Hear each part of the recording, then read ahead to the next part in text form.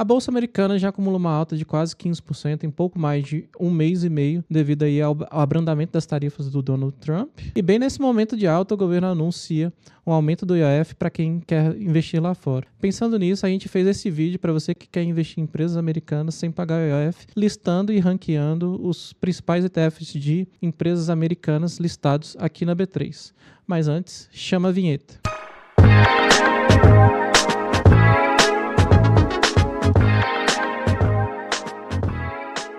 Olá pessoal, eu sou o Ricardo, consultor de investimentos, e você está no Investe Aqui, esse canal que traz conteúdo de investimento para você toda semana. E eu estou aqui com o meu sócio Luiz. Tudo bom, Luiz? Tudo bom, Ricardo? Tudo bom, pessoal? Depois aí da questão da polêmica, né? Aumento de IOF, então para mandar dinheiro para fora ficou mais caro. E aí, só para você ter uma noção, né? O IOF ele saiu de 1,1, né, para 3,5%. Então, fazendo um exercício rápido, né? Se você enviasse $1.000 para investir lá fora, você pagaria ali $11, né? Chega a R$57 a valores de hoje, né? E agora você já paga $35. Então, já começa a fazer muita diferença. E para isso, nós resolvemos trazer alternativas de investimentos dolarizados, né? Ou seja, ETFs de ações americanas, né? Ações americanas ótimas para o longo prazo para você carregar na sua carteira. E vamos falar das opções que estão disponíveis aqui no Brasil para esse tipo de exposição. Você aí vai evitar essa questão do IOF e a gente vai fazer um ranking aqui classificado pior para o melhor, então fica ligado que vai ter muito conteúdo. Mas antes de nos aprofundarmos no assunto, se inscreva no canal, compartilhe com seus amigos, familiares e com aquele seu tio que fala para você comprar NVIDIA até hoje por conta do hype da inteligência artificial. E, obviamente, isso vai nos ajudar a crescer e trazer cada vez mais conteúdos para você. E, sem mais delongas, então, vamos aí para o tema principal, Ricardo. Vamos colocar o slide na tela. Perfeito, já colocando aqui na tela, né? Então, a gente levantou todos os ETFs, são hoje cerca de 85 ETFs. Então, a gente tem aí cerca de 85 ETFs listados hoje na B3, né? Nem todos eles são de empresas americanas, tem alguns ETFs de agronegócio, alguns ETFs de criptomoedas, né? Então, fazendo o filtro, né, a gente achou 26 ETFs aí de ações americanas, né? E esses ETFs eles estão distribuídos em alguns tipos, né? Então a gente colocou em cores diferentes. Tem ETFs de grandes empresas, aqui em laranja, ETFs temáticos de setores específicos que a gente colocou em cinza, ETFs de REITs, né, os fundos imobiliários americanos, que a gente colocou em azul, ETFs de Nasdaq em amarelo, em verde aqui os ESG, em preto os de small caps e em roxo ali os ETFs globais, né? E aí... Acho que já vale aí, né, Ricardo? Já vale um print aí. Quem já chegou no vídeo já tem informação para levar, né? Então você já tem os grandes grupos, né, de ETFs de ações americanas, né, para já dar uma olhada aí e identificar qual que você tem mais interesse, né?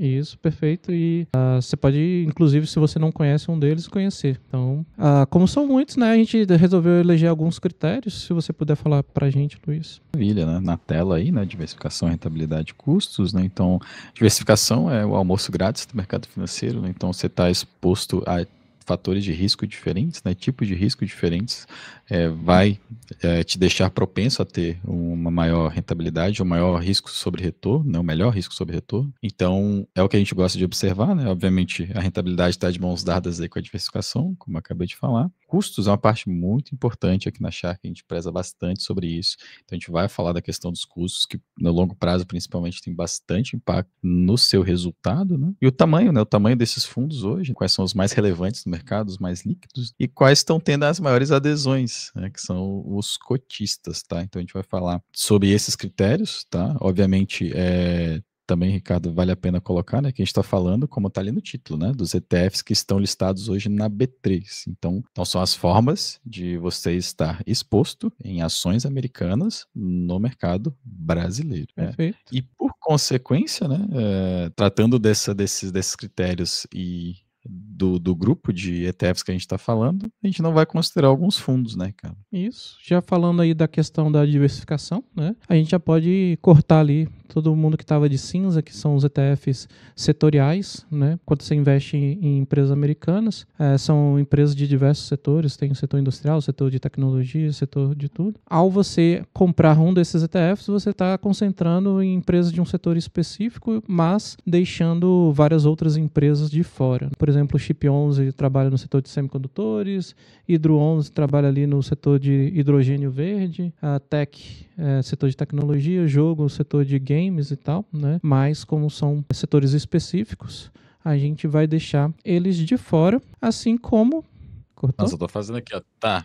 Cortou. Certo. Cortaram esses fundos, não entram na nossa lista. Perfeito. Nem sequer participam, né, do nosso ranking. Assim como também a gente vai deixar aí os queridinhos da galera, que são os REITs, né, os fundos imobiliários americanos, que também são um setor específico, né, o setor imobiliário americano. Se a gente fosse considerar esses dentro aqui, a gente estaria abrindo mão de muitas do que a economia americana tem de oferecer de melhor, né? Por exemplo, grandes empresas de tecnologia, grandes empresas industriais, né? Mas, se vocês quiserem, a gente pode fazer um novo vídeo sobre esses ETFs, ranqueando também aí qual é o melhor desses ETFs para você investir em REITs, né? A gente também vai deixar de fora os fundos ESG, né? Que já tem uma diversificação maior, né? Eles não são fundos setoriais, são fundos de empresas de diversos setores, né? Mas tem o filtro do ESG, né? Ele filtra ali as empresas que, em tese, têm maior compromisso com questão de governança, questão social, questão de ambiente, mas tem estudos recentes mostrando que não necessariamente essa adesão da empresa a esses fatores se traduz em retorno para o acionista, né? E por fim, a gente também vai deixar de fora ali os fundos que diversificaram bastante, né? São os fundos globais, né? Então, a gente está falando de empresas americanas, né? Esses fundos aqui, eles diversificam para além do mercado americano em empresas de outros países, né? Por exemplo, aí empresas europeias, empresas asiáticas, empresas de alguns outros países menores, né?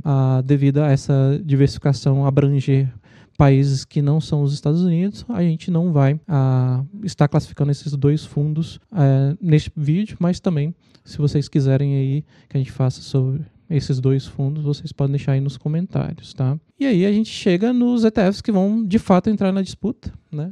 São aí os ETFs de SP500 em laranja, tem os ETFs da Nasdaq em amarelo, os ETFs de Small Caps americanas em preto, e o ETF aqui, US All, né, que seria o ETF que tenta abranger ali boa parte do mercado americano, né? E aí, Luiz, você quer falar aí sobre o nosso 10º colocado? O 10º colocado é moleza. Esse aí é só pra gente fazer as honras e começar o nosso ranking, né? Então, em 10º lugar, em último, né? O primeiro dos últimos aí, é justamente o SPXR, né? Que é um fundo aí da Itnal, né? Gestora do grupo do Itaú, né? Mas por que tirar ele rápido assim? Muito simples, tá? É um fundo, é um ETF, né? Que não tem exposição cambial. Na nossa avaliação, é fundamental você ter exposição cambial junto ao investimento de ações americanas. Não faz muito sentido estar exposto, né? As empresas lá sem estar exposto à moeda. Então, esse a gente nem vai entrar muito nos detalhes para o vídeo não ficar longo. É só por conta da questão cambial mesmo. Nem adianta olhar o restante da carteira dele, tá? E nem as características para além disso. E aí, 9º lugar, Ricardo.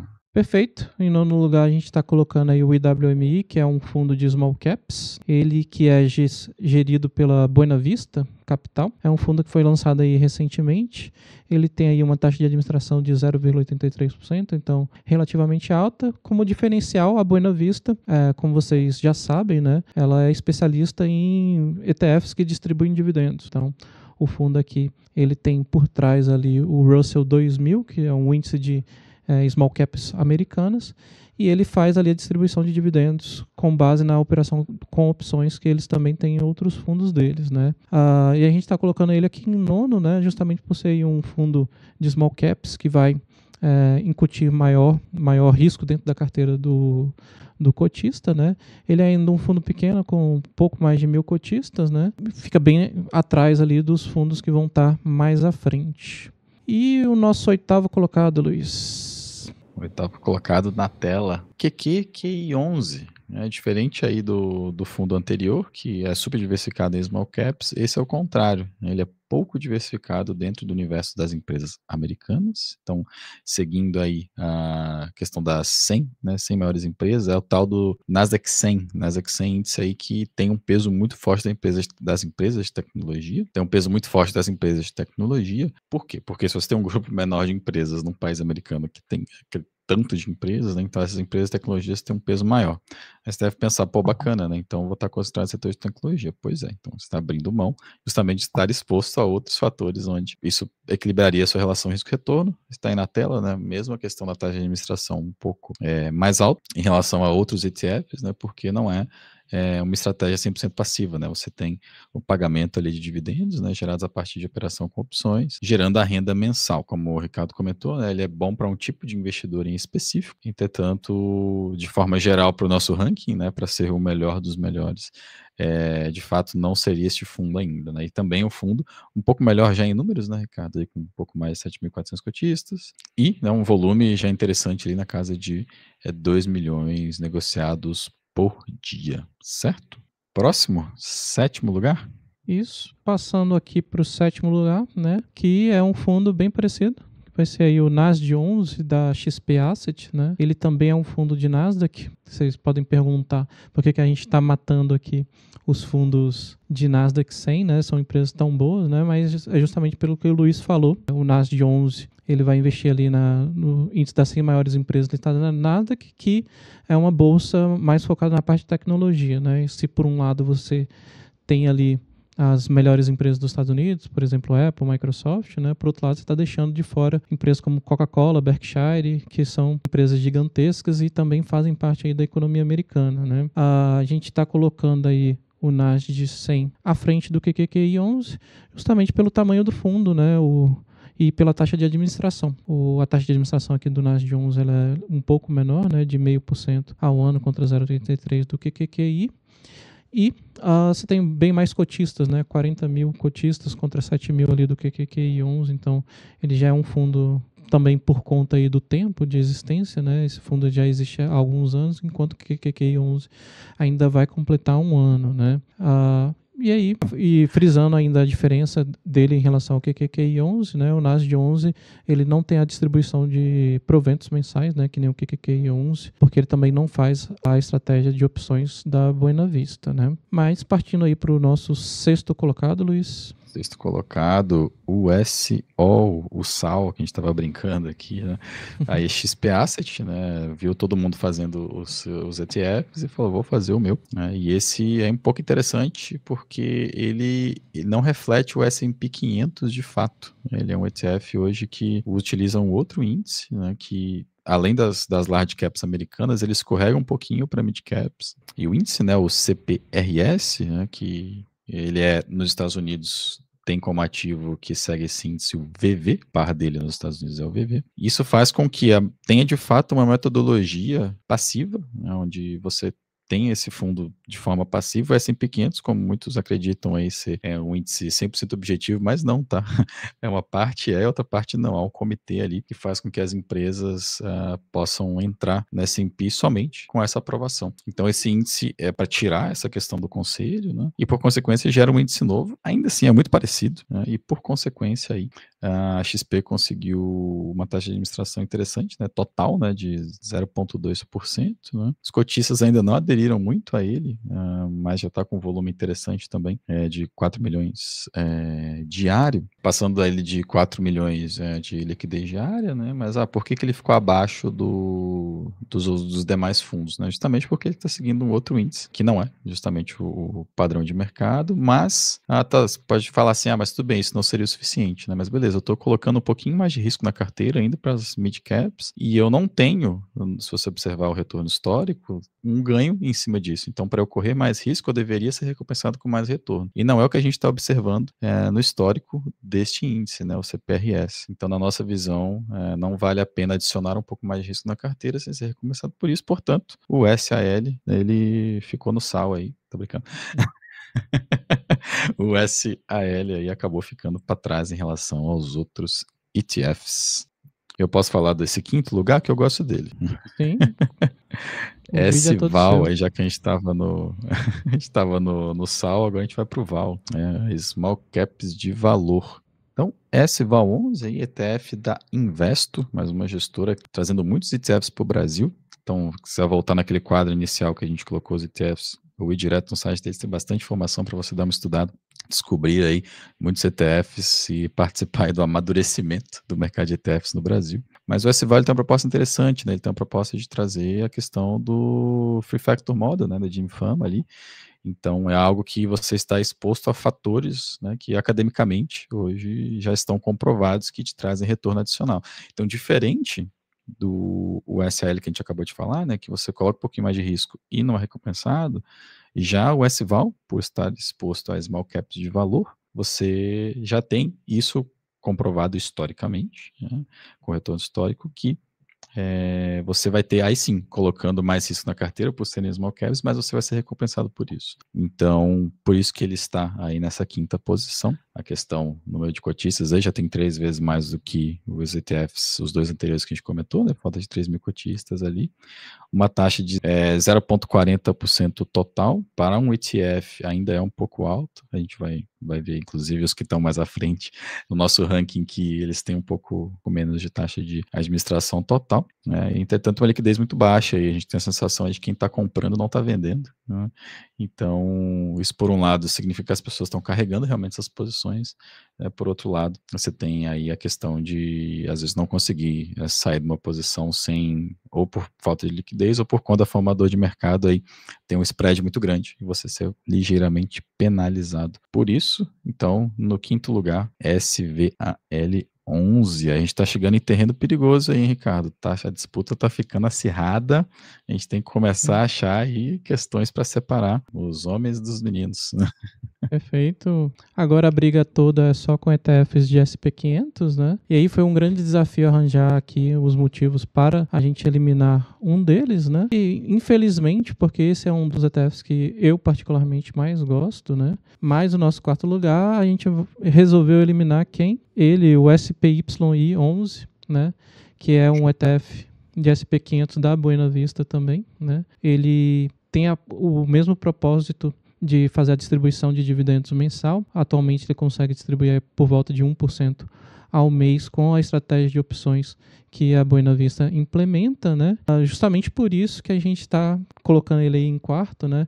Essa estratégia, para quem está começando e para quem tem foco em dividendos, é uma estratégia magnífica, né? Você troca ali uma garantia de renda mensal por uma possível alta, né, por perder parte de uma possível alta no índice americano, mas o que a gente vê é que justamente isso penaliza um pouco a rentabilidade do fundo ao longo do tempo, né? Então, aqui a gente colocou o comparativo dos demais fundos junto com ele, né? Vocês podem ver que todos os outros fundos caminham mais ou menos junto, né? E ao longo do tempo, o SPYI ele está ficando para trás, né? Então isso ocorre principalmente aí quando a Bolsa Americana resolve subir, o fundo ele não consegue acompanhar toda a valorização da cota, por mais que ele faça ali a distribuição de dividendo mensal, né? Isso acaba fazendo com que o SPYI fique um pouco para trás. E aí entrando aqui nos detalhes do fundo, né? A gente colocou para abordar, a parte disso também é a taxa de administração um pouco mais alta, né? E dentro dos fundos ali da Buena Vista, ele é o fundo que tem maior número de cotistas, com 12.900 cotistas, né? Uma boa taxa de negociação diária, né? Cerca de 2,6 milhões de reais. A questão também da distribuição de dividendos, né? Ela não é isenta, como por exemplo é nos fundos imobiliários, né? Então, o 1% ali que eles distribuem mensal também é tributado ali em 15%, assim como se você vender a cota com valorização. E aí, partindo para o nosso terceiro lugar, quem será que ficou? Não, a gente vai até fazer um disclaimer aqui, do terceiro lugar para o primeiro é muito pouca diferença, a gente realmente vai no detalhe do detalhe aqui.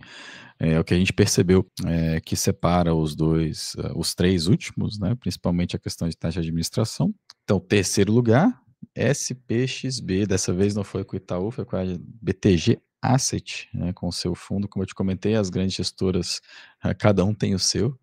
E você pode até argumentar, pô, mas o ETF do BTG tem a menor taxa de administração, né? Mas a que custo tem a menor taxa de administração? E a gente separou o gráfico ali para vocês, como a gente falou, a gente vai ter que ir no detalhe do detalhe agora para poder separar esses três. Inclusive é o gráfico de spreads, né? Ou seja, qual é a diferença, né, que você vai pagar em relação ao preço justo, né, daquele ETF naquele momento. Então isso leva em consideração condições de mercado, condições do formador de mercado, que está ali comprando e vendendo os papéis para você, né? E na linha Na linha roxa, pode até desconsiderar esse pico aí no meio, tá? Não é por isso que a gente está falando justamente ao longo das linhas ali, você vê vários picos roxos, né? Justamente indicando que em alguns períodos de maior volatilidade, ele tende a não ser 100% eficiente, ou mais próximo de 100% eficiente, melhor dizendo, na precificação. Então, por conta disso, a gente decidiu colocá-lo em terceiro lugar. Achamos o detalhe aí que não compensaria a menor taxa de administração, obviamente trazendo os detalhes para vocês, né? 0,20 de taxa de administração, como vocês estão vendo ali. É uma taxa muito atrativa, muito baixa para um fundo, tá? E já tem aí um pouco mais de 6 mil cotistas, fundo base 10, então fica bem fácil aí para o investidor ficar exposto, né? Essa questão do S&P 500. E agora chegou o momento. Segundo e primeiro lugares, Ricardo. Faça as honras. Perfeito, né? Temos aí como grandes concorrentes o SPXI da Itaú Asset, né? Da It's Now, e o IVVB11 tradicionalzão da BlackRock, né? E quem será que ficou em primeiro lugar?